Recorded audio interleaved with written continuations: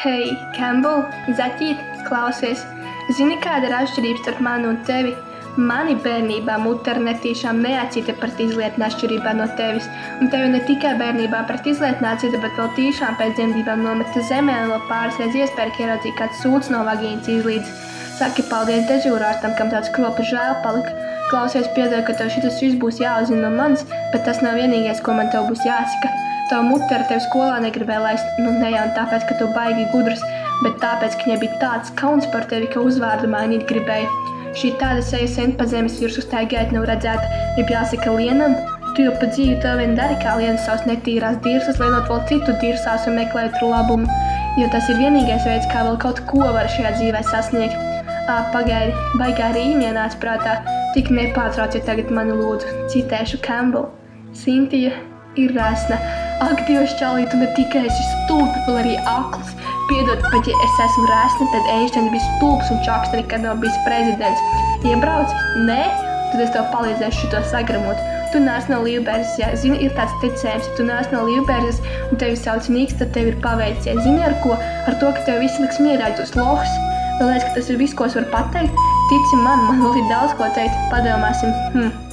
Tu biji baigi aktīvais sociālo tīklu lietotājs.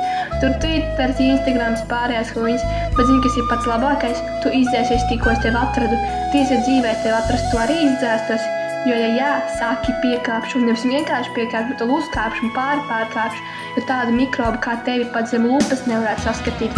Tu esi kā amēba, kā tupalīte izlīdus no Zamberta dirsas, vai tu pat nezini, kas ir tupalīte. Tad ļauj, es tevi izglītošu. Tupalīte ir skropstaņa tipa vienšūns. Zini, tas precīzi raksturo tevi. Tu esi kā vienšūnis. Zini, kas raksturo vārdu vienšūnis? Parazīts.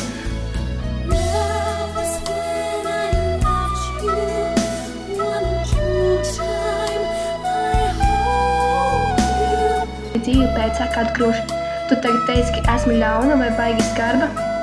Zini, pret mani maigi būt pat tie vārdi, ko viens draugs man teicis. Citēju, kurce tev vieta ir skapī, ja uzēja čapī. Tu varētu man to teikt kaut katru dienu, bet ja es esmu tā lielā kurce, tu ko man teikt par tevi? Vispār šo teikt, ka var teikt ne tieši uz tevi.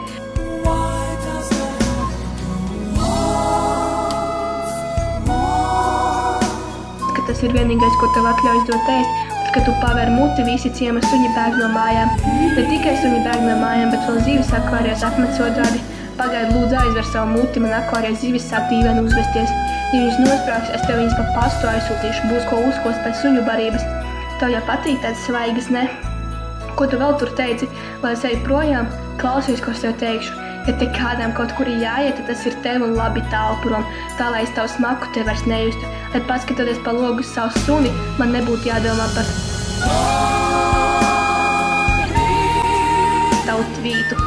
Kas tur bija rakstīts? Pārēdos ķiršus, jēju, mīlu, vasaru, kaut kas tāds.